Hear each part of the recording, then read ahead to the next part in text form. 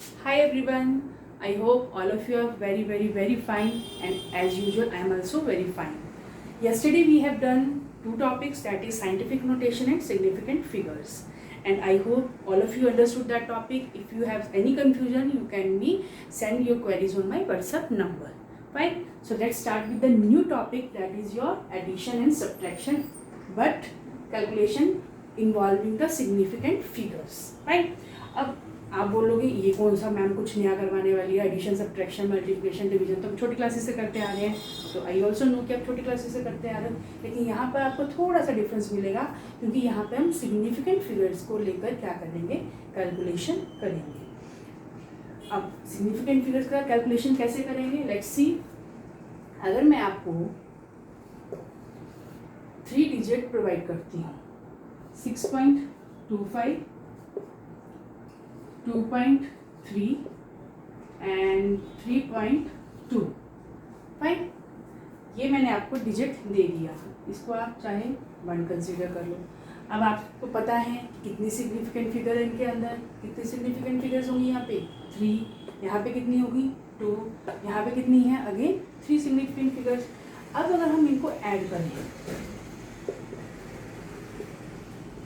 2.3, 3.2, 1, हमारा आंसर क्या आ रहा है, 5 + 1 6, 3 4 5 6 7 देन 9 10 11, क्या आंसर है हमारा ये। अब यहाँ पर थोड़ा सा ट्विस्ट आता है क्योंकि एडिशन भी आप कर लोगे, सब्ट्रैक्शन भी आप कर लोगे, और रिजल्ट आप जैसे मैथमेटिकली रिजल्ट्स देते हो आप उसी को इसमें आप कंसिडर कर लोगे। लेकिन यहाँ पे डिफरेंस ये आता है कि जो हमारा फाइनल रिजल्ट है it depend upon the least decimal place digit, या आप कह सकते हो that it depends upon that digit which having the least decimal place. Least decimal place मतलब यहाँ पर अगर आप देखो तो यहाँ पे कितना है, 2 decimal place, 1 decimal place, 2 decimal place, और रिजल्ट भी आपका क्या आया है 2 डेसिमल प्लेस, ठीक है। लेकिन हमारा जो फाइनल रिजल्ट है वो डिपेंड करता है लीस्ट डेसिमल प्लेस के ऊपर।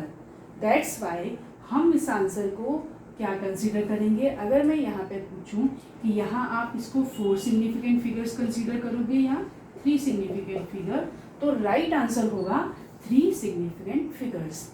कैसे, ऐसे।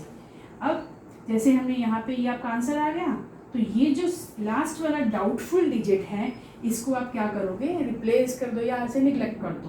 तो जब हम इसे निगलेक्ट कर देते हैं तो हमारा आंसर आ जाएगा 11.7। अब 11.7 क्योंकि हमारा जो लीस्ट डेसिमल प्लेस है 1 प्लेस, या लीस्ट डेसिमल 1 प्लेस है 2.3, तो हमें यहाँ पर भी हमारा आंसर क्या होना चाहिए 11.7। दैट्स वाई यहाँ पे हम क्या कंसीडर कर रहे हैं 3 सिग्निफिकेंट फिगर्स। फाइन, सेम यही रूल अगर हम मल्टीप्लाई करें या फिर डिवीजन करें तो उसमें भी हमें इसी रूल को क्या है फॉलो करना है। I hope you understand. अगर फिर भी डाउट है, I am again repeating, addition और सब्ट्रैक्शन के अंदर जब हम सिग्निफिकेंट फिगर्स की एडिशन और सब्ट्रैक्शन करते हैं तो वो एडिशन और सब्ट्रैक्शन हमारे लीस्ट डेसिमल प्लेस वाले डिजिट पर डिपेंड करता है। अगर हम इसको देखें तो यहाँ पे 2 डेसिमल प्लेस है, यहाँ पर भी 2 डेसिमल प्लेस है, और यहाँ पे क्या है 1 डेसिमल प्लेस। तो हमारा जो रिजल्ट है फाइनल रिजल्ट वो भी क्या होना चाहिए 1 डेसिमल प्लेस के अकॉर्डिंग। ऐसे ही अगर हम कोई और एग्जाम्पल करें, फॉर एग्जाम्पल 6.342 और 6.3421, ठीक है। तो अब आप रिजल्ट किसको कंसीडर करोगे, यहाँ पे जैसे आपका 2 डेसिमल प्लेस है तो जो आपका फाइनल रिजल्ट होगा वो भी क्या होगा 2 डेसिमल प्लेस को ही कंसीडर करेंगे। जैसे यहाँ पे 1, ये आपका 4, 8, 12, 9, 10, 13, 12, 13, 13 + 6, 19, ठीक है। तो अब क्या होगा, अब आप इस क्वेश्चन में क्या करोगे, अगेन यहाँ पे आपको लीस्ट काउंट देखना है, तो लीस्ट काउंट क्या है आपका 2 डेसिमल प्लेस। तो आपको आपके इस डिजिट को भी किसमें कन्वर्ट करना पड़ेगा 2 डेसिमल प्लेस में, और वो 2 डेसिमल प्लेस क्या कहता है, 2 डेसिमल प्लेस के अकॉर्डिंग आंसर क्या आएगा 19.32। Fine, so in this way we do the calculations, addition, subtraction, multiplication और division in our scientific figures और significant figures. फाइन. सो अब मैं इससे आपको रिलेटेड एक दो क्वेश्चन बताती हूँ. सो आपको ये समझ में आएगा. ठीक है, क्वेश्चन आप अपनी कॉपी में लिख सकते हैं. ठीक है. So I am giving you the question.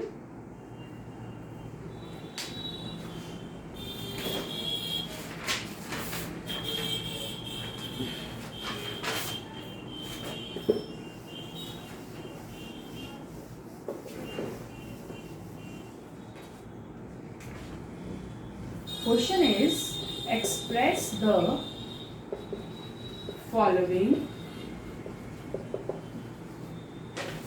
number up to 4 significant figures. अब हमें इसे 4 सिग्निफिकेंट फिगर तक क्या करना है, इसे हमें इस नंबर को इस तरह से एडजस्ट करना है कि हमारी जो सिग्निफिकेंट फिगर्स है वो कितनी रह जाए, 4. So first question is 5.607982. ठीक है. अब यहाँ तो कितनी सारी सिग्निफिकेंट फिगर्स होगी, लेकिन हमें कहाँ तक लेना, अप टू 4 सिग्निफिकेंट फिगर्स. तो हम क्या करेंगे, 1 2 3 4. तो हमारा जो फाइनल रिजल्ट होगा हम इसे क्या कर देंगे, स्किप कर देंगे और हमारा रिजल्ट आ जाएगा 5.607. So now our answer is according to 4 significant figure. Next question is 32.392800. ठीक है. अब अगेन इसमें भी वही केस है कि अब हमें भी क्या करना है, इसको भी हमें क्या करना है, 4 सिग्निफिकेंट फिगर्स बनाना है. लेकिन यहाँ पे हमारे पास पॉइंट के बाद हमारे पास जो नंबर है हम उसको राउंड ऑफ भी कर सकते हैं. तो चाहे आप इसको ऐसे लिख दो या आप इसको राउंड ऑफ करके लिख दो. तो answer is, correct answer is कि आपने उसको 4 सिग्निफिकेंट फिगर्स में कन्वर्ट कर दिया. इसी तरह से आपको you have to do express the number into up to the 3 significant figures, up to 2 significant figures. तो इस तरह के क्वेश्चंस आपको पूछे जाते हैं एग्जाम में. ठीक है. I hope you understand how we do the calculations or how we place up to the given significant numbers और significant figures को कैसे हम उसकी नंबरिंग कर सकते हैं. ठीक. So now we come to our next topic and that is also I can't say so much important but आपने पढ़ा हुआ है, लेकिन थोड़ा सा उससे डिफरेंट होगा जो आपने पढ़ा हुआ है.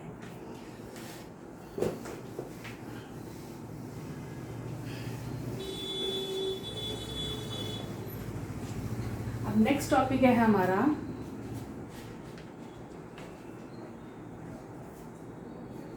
Laws of combination. अब लॉज ऑफ कॉम्बिनेशन में आपने कितने लॉज पढ़े हैं, 5 लॉज. ठीक है. सॉरी, आपने तो पढ़े हैं ओनली 2 लॉज, लेकिन एक्चुअली दे रहा था 5 लॉज जो हमने 11th क्लास में पढ़ने हैं. ठीक. अब ये लॉज का क्या फंक्शन है, सारे लॉज बात एक ही करते हैं कि किस तरह से एलिमेंट्स कंबाइन करके कंपाउंड्स को फॉर्म करने हैं. ठीक है. किस तरह से एलिमेंट्स कंबाइन करके कंपाउंड्स को फॉर्म करते हैं. तो अब इसमें डिपेंड करता है कि कितनी परसेंटेज एलिमेंट्स की कंबाइन कर रही है कंपाउंड को फॉर्म करने के लिए, कितना बाय मास वो कंबाइन कर रहे हैं, या कितना उनका नंबर ऑफ मोल्स कंबाइन कर रहे हैं to form the particular compound. Fine. So इसमें हम पहला लॉ करेंगे, that is law of conservation of mass. First law है law of conservation of mass, जो आपने आज से शायद 2 साल पहले पढ़ा था इन 9th, अगर आपको माइंड में हो अकॉर्डिंग, और शायद 10th में भी आपने इससे रिलेटेड केमिकल इक्वेशंस या केमिकल रिएक्शंस के बारे में पढ़ा है. कंजर्वेशन ऑफ मास क्या कहता है कि अगर 2 एलिमेंट्स आपस में कंबाइन करके कंपाउंड को फॉर्म कर रहे हैं तो दे do so and the mass of reactant is always equals to mass of product. आया कुछ याद? Law of conservation of mass क्या कहता है, mass can neither be created not be destroyed, it can be convert from one form to another during the chemical reactions, fine. So वही चीज़ यहाँ पे लिखी है कि जब हम दो एलिमेंट्स को कंबाइन कर रहे हैं तो एलिमेंट्स कंबाइन करने के बाद जो कंपाउंड बन रहा है उनमें मासेस में कोई डिफरेंस नहीं आएगा, जो मासेस इस साइड होंगे वही मासेस इस साइड भी कंसिडर किए जाएंगे।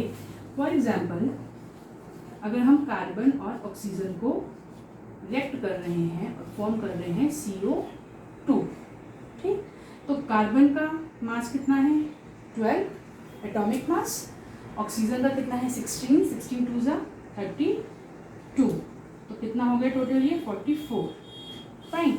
और अगर हम CO2 का मॉलिक्यूलर मास देखें दैट इज 44, तो दोनों मासेस सेम हो गए। तो from this we can say कि इस इक्वेशन ने लॉ ऑफ कंजर्वेशन ऑफ मास को फॉलो किया, ठीक है। वैसे तो इससे कोई हम डायरेक्टली क्वेश्चंस पूछेंगे नहीं, एक आधा जो न्यूमेरिकल है इस पे बेस्ड वो मैं आपको करवा देती हूँ, जिससे कि आपको पता चल जाएगा कि किस तरह से आपने इस लॉ को अप्लाई करना है।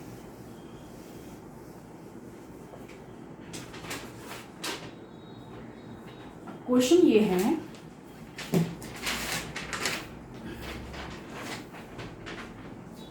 Question is 1.5 gram of C2H6 on complete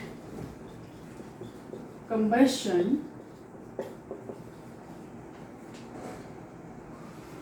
give 44 gram of CO2 and 2.7 gram of water। शायद आपने पहले भी आई थिंक उस क्लास में इससे रिलेटेड थोड़ा बहुत करा था, लेकिन उसमें आपको मासेस गिवन थे, you only have to add on product and reactant side, तो आपके आंसर में जिसमें आपका इक्वल आंसर आ जाते तो आप कहते थे yes it follow the law. But यहाँ पे थोड़ा सा आपको ट्विस्ट मिलेगा, यहाँ पे मैं क्या पूछ रही हूँ कि इतना ग्राम एल्केन रिएक्ट कर रहा है या कंबशन हो रही है, बर्न कर रहा है, और हमें CO2 दे रहा है, वाटर दे रहा है, तो क्या हमें शो करना है to show that the reaction obeys law of conservation, क्या इस लॉ को वो फॉलो कर रहा है या नहीं। अब इसमें क्या करेंगे, इस इक्वेशन को करने से पहले हमें इसकी एक केमिकल इक्वेशन लिखनी पड़ेगी। तो केमिकल इक्वेशन क्या होगी, एल्केन कंबशन हो रही है तो जाहिर सी बात है ऑक्सीजन की प्रेजेंस में ही हो रही होगी।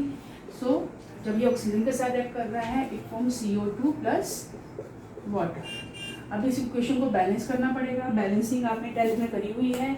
सो यहाँ पे हम बैलेंसिंग के बारे में ज़्यादा डिस्कस नहीं करेंगे, सो हम सिंपली बैलेंसिंग करते हैं लाइक ये आ जाएगा आपका ये, ठीक है ना, यस दिस इज राइट। सो अब यहाँ पे क्या है, आपको 1.5 ग्राम तो आपको ये गिवन है, 4.4 ग्राम तो आपको ये गिवन है, और 2.7 ग्राम आपको ये गिवन है, ठीक है। तो हमें फाइंड किसका मास करना है, इसका।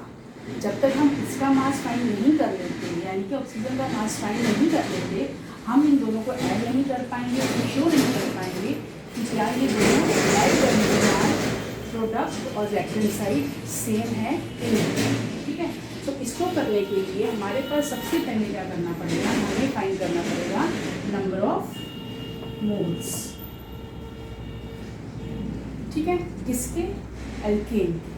तो number of moles of alkene क्या होंगे, C2H5, क्योंकि जब तक हम इसके नंबर ऑफ मोल्स नहीं फाइंड करते हैं हम इसके नंबर ऑफ मोल्स फाइंड नहीं कर सकते। तो हमें इसका मास फाइंड करने के लिए इसका नंबर ऑफ मोल फाइंड करना भी बहुत ज़रूरी है। So number of mole of alkene क्या होंगे, क्या होता है नंबर ऑफ मोल्स का फॉर्मूला जो आपने पहले पढ़ा हुआ है, that is given mass upon molecular मास।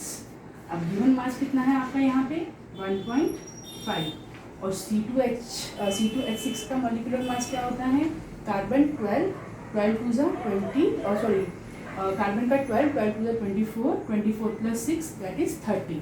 तो 30 क्या हो गया आपका नंबर ऑफ मोल्स के। अब हम इसको पूरा सॉल्व करेंगे, तो पॉइंट हटा दिया तो नीचे आ जाएगा 0 0। अब अगर हम इसको डिवाइड करें तो 15 1 जा 15, 15 2 ज़ा 30 और 0, तो ये आ जाएगा आपका 0.05 ग्राम। सॉरी ग्राम नहीं, तो नंबर ऑफ मोल्स हैं, तो हमारा इतना आ जाएगा नंबर ऑफ मोल्स। किसके मोल्स आ गए हमारे पास? एल्कीन के। ठीक है, अब हमने एल्कीन के मोल्स फाइंड कर लिए, उसके बाद हम इसके मोल्स फाइंड करेंगे। कैसे? अगर हमें 2 मोल एल्कीन रिएक्ट कर रहा है 7 मोल ऑक्सीजन के साथ, अगर 2 मोल ऑफ एल्कीन रिएक्ट कर रहा है 7 मोल ऑक्सीजन के साथ, तो 0.05 मोल कितना रिएक्ट करेगा, ये कितने ऑक्सीजन को फॉर्म करेगा। सो हमारा नेक्स्ट स्टेप है कि अगर हमारा 2 मोल ऑफ C2H5 हमें कितना दे रहा है? It gives 7 moles of O2।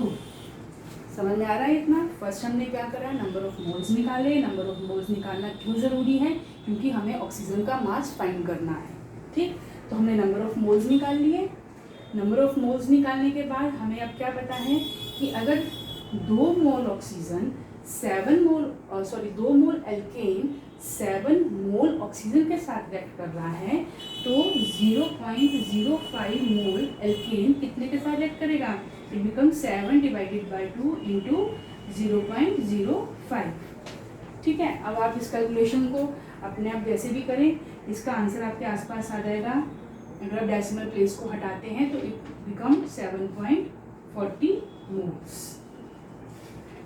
Clear? ये हमारे पास क्या आ गए? Moles of oxygen. फाइन। 2 मोल अगर 7 मोल ऑक्सीजन के साथ रिएक्ट कर रहा है, तो 0.05 कितने अल्केन कितने मोल ऑक्सीजन के साथ रिएक्ट करेगा? 7/40 मोल ऑफ ऑक्सीजन के साथ। ठीक है, इसके बाद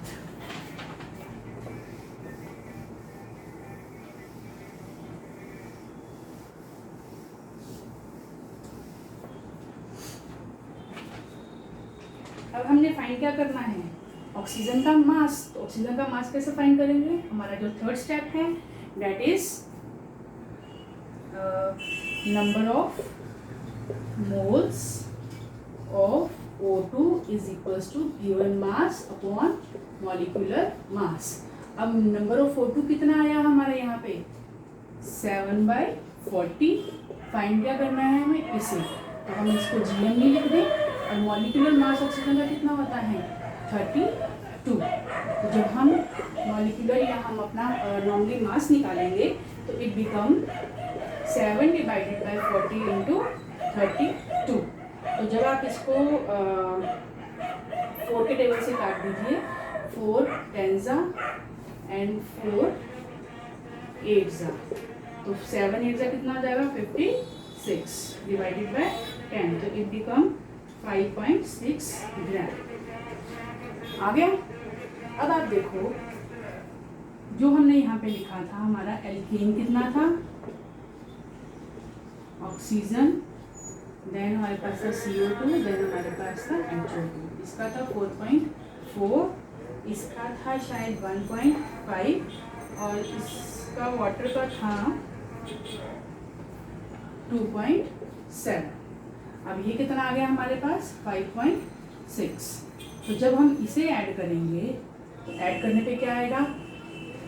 7.1। इसे ऐड करें तो क्या आएगा? 7.1। तो जब हमारा ये मासेस सेम आ गए, इट मीन्स कि हमारा जो क्वेश्चन है that is 100% correct and yes it follow the law of conservation of mass. Fine. So this is all about the conservation of mass.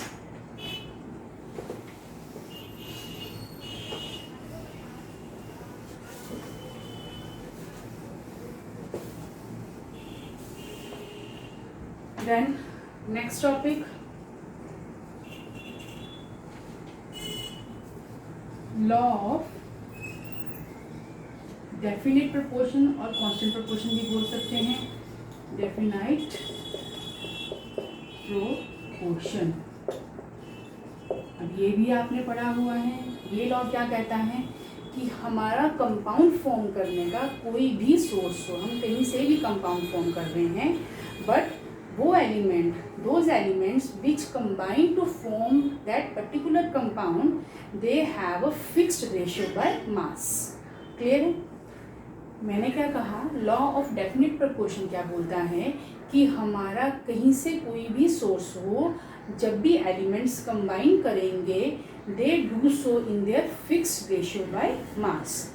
Example जैसे कि वाटर, वाटर हमने सी से लिया हो, या हम वाटर टैप से ले रहे हैं, या हम ओशियन से ले रहे हैं, फॉर्मूला तो यही रहेगा H2O, यानी कि उसमें hydrogen oxygen, hydrogen oxygen, hydrogen और ऑक्सीजन। हाइड्रोजन कितना है 2, रेशियो ऑक्सीजन कितना है 16, 2 रेशियो 16, 2 रेशियो 16। तो इसका अगर हम सिंपलेस्ट रेशियो निकालें तो इट बिकम 1:8। तो यही हमारा लॉ ऑफ डेफिनेट प्रोपोर्शन बोलता है कि कोई भी हमारा सोर्स है, कोई भी सोर्स हो, जब भी एलिमेंट्स कंबाइन करेंगे to form the particular compound, they do so in their fixed ratio. अब क्यूप्रिक ऑक्साइड है, कॉपर ऑक्साइड है, या कॉपर सल्फेट है, हम चाहे अपने पड़ोसी के घर से लाएं, चाहे हम मार्केट से खरीद के लाएं, या अपने घर में मैन्युफैक्चरिंग करें, रेशियोज क्या होंगी, हमेशा उनकी फिक्स होंगी। घर में मैन्युफैक्चरिंग करोगे तो ऑफिस आपको रेशियोज फिक्स रखनी पड़ेंगी, लेकिन जब हम ऐसा कोई भी कंपाउंड दुनिया के किसी भी कोने से खरीद लें, उनकी रेशियोज क्या रहती हैं, they always do so in their fixed ratio by mass. Right? अब इससे रिलेटेड भी हम एक क्वेश्चन करेंगे, उसके बाद I will stop this topic right there, और जितना भी मैंने आपको आज करवाया है वो सारा मैं आपको स्क्रीनशॉट कर दूंगी, so you can do from there. Right?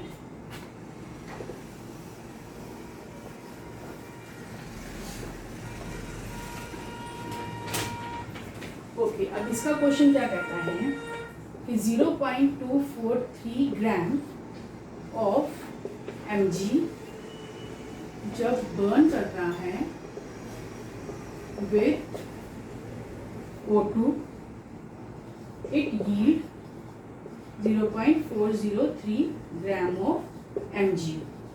ठीक है, ये तो हो गया हमारा एक्सपेरिमेंट 1, यानी कि एक एक्सपेरिमेंट में जब मैग्नीशियम ऑक्सीजन के साथ बर्न कर दी है तो वो इतना MgO फॉर्म कर रहा है।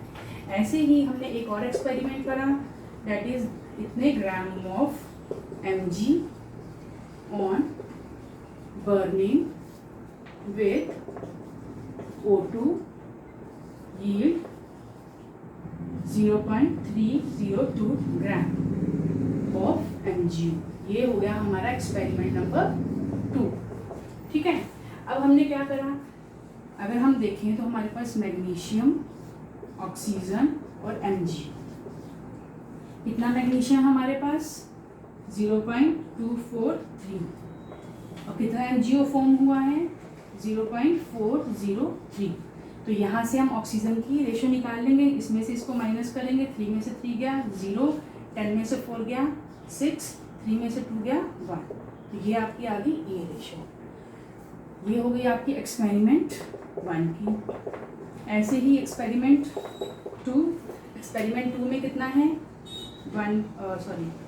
0.182 बर्न विद ऑक्सीजन को यील्ड इतना MgO। तो जब हम इसको माइनस करेंगे, अगेन 2 में से 2 गया 0, 10 में से 8 गए 2, देन 2 में से, तो ये आ जाएगा आपका ये रेशियो। ठीक है, तो ये हमारी ऑक्सीजन की रेशियो आ गई। अब रेशियो इन द सेंस कि ये ऑक्सीजन यानी कि इतनी मैग्नीशियम इतने ऑक्सीजन के साथ रिएक्ट करी होगी तो हमारा इतना MgO फॉर्म हुआ होगा। ठीक है, अब हम फाइंड करेंगे इसकी रेशियो। तो रेशियो फाइंड करने के लिए हम कहते हैं कि एक्सपेरिमेंट 1 के अंदर क्या हो गया, कितना रेशियो है MgO रेशियो O का, जब हम इसको डिवाइड करेंगे 0.243 डिवाइडेड बाय 0.160, तो ये आपका अप्रॉक्सीमेट आपका जो कैलकुलेशन आएगा दैट इज 1.51, और सेम जब आप इसको डिवाइड करोगे तो भी आपका आंसर क्या आएगा 1.51। इट मीन्स कि एलिमेंट्स क्या हैं इतने रेशो में कंबाइन हुए होंगे to form your final compound. I hope आपको आज का वीडियो अच्छा लगा हो। सो अगर आपको अच्छा लगा है इट्स वेरी गुड, अगर आपको समझ में आया है then it's much much much very good. So okay, so हम कल कंटिन्यू करेंगे from our next law. Thank you.